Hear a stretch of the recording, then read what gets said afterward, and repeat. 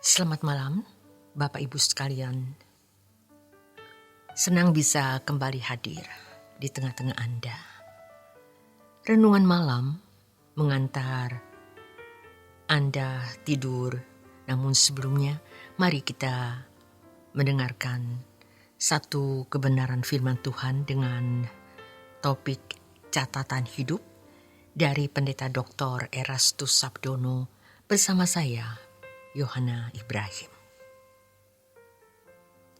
Tuhan pasti tahu siapa yang benar-benar telah memindahkan hati ke dalam kerajaan surga dan yang belum.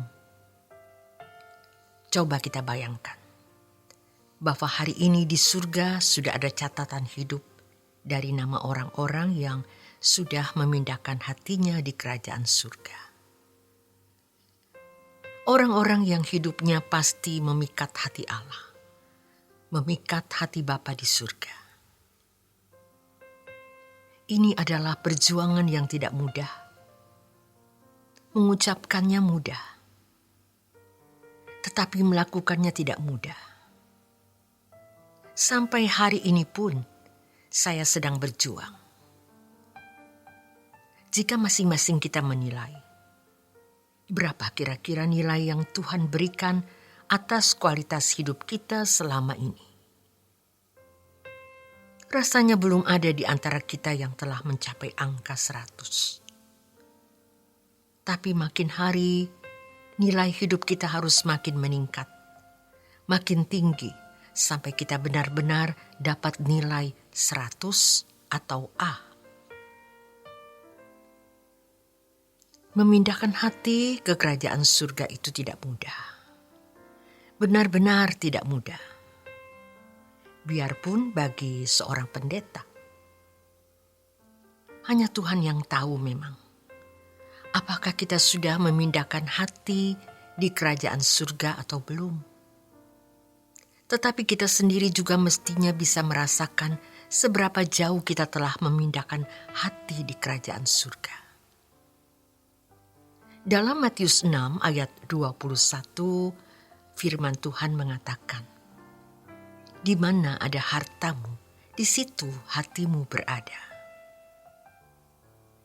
Kalimat ini diawali dengan pernyataan Tuhan Yesus di ayat 19 sampai 20. Kumpulkan harta di surga, bukan di bumi. Jelas sekali penyertaan Tuhan itu. Padahal dari kita telah terdidik oleh nenek moyang yang diwarisi orang tua. Lalu kita juga ikut mewarisi bahwa hidup terfokus kepada dunia ini. Dan semua hanya berorientasi pada kefanaan. Namun setelah itu kita mengenal kebenaran. Kita harus mengubah cara berpikir kita. Kita harus memindahkan hati di surga. Artinya, kita tidak boleh terikat oleh apapun sehingga kita merasa keberatan kalau kehilangan sesuatu tersebut. Tentu kita harus menjaga apa yang Tuhan percayakan kepada kita. Tetapi bukan berarti lalu kita tetap terikat dan kita merasa bahwa hidup ini satu-satunya kesempatan untuk menikmati kebahagiaan. Seakan-akan di bumi ini satu-satunya kesempatan untuk hidup. Padahal hidup yang sesungguhnya dirancang oleh Allah itu nanti. Artinya setelah manusia jatuh dalam dosa, bumi terhukum, bumi terlaknat. Maka kita hidup di dunia ini hanya untuk persiapan kehidupan di langit baru, bumi baru, di mana Tuhan merancang sempurna seperti penciptaan awal dulu. Inilah yang mestinya benar-benar kita pahami dan kita juga benar-benar mengambil keputusan. Untuk itu, memindahkan hati kita di kerajaan surga.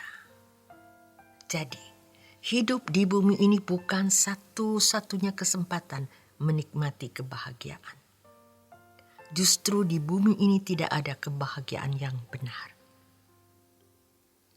Kalaupun ada, hal itu akan berakhir pada api kekal.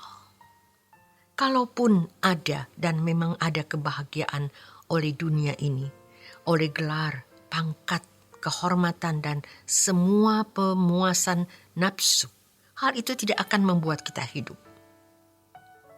Sebaliknya, membuat kita mati. Kematian kedua yaitu di dalam api kekal, terpisah dari Allah. Kita memilih untuk memiliki kehidupan yang akan datang. Karenanya, kita harus berjuang. Langkah pertama adalah melepaskan semua keinginan kita yang tidak sesuai dengan kehendak Allah.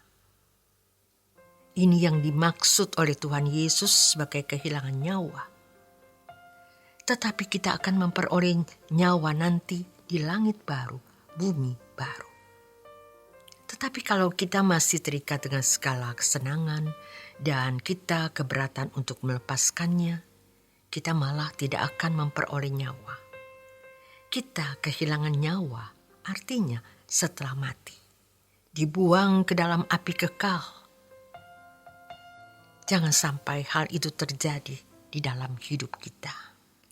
Karenanya, di setiap saat kita berkemas-kemas, bukan hanya dengan perkataan, melainkan dengan perbuatan, dengan sikap, dengan langkah, dengan komitmen yang bulat, kita memindahkan hati kita di dalam kerajaan surga. Coba, masing-masing kita bertanya kepada diri sendiri dan perkarakan di hadapan Allah. Apakah kita sudah memindahkan hati di dalam kerajaan surga? Apakah kita memiliki catatan hidup yang menyenangkan hati Bapa di surga karena kita telah memindahkan hati di kerajaan surga? Untuk hal yang satu ini kita harus gentar. Mengapa? Jangan sampai ternyata hati kita belum kita pindahkan di surga. Sementara kita merasa sudah. Jangan ingini apapun yang membuat kita bahagia. Satu yang kita ingini yaitu sesuatu yang berdaya guna untuk pelayanan. Pastikan bahwa kita memiliki catatan hidup yang menyenangkan hati Bapa di surga karena kita telah memindahkan hati di kerajaan surga. Selamat menikmati malam Anda bersama keluarga dan orang-orang yang Anda kasihi.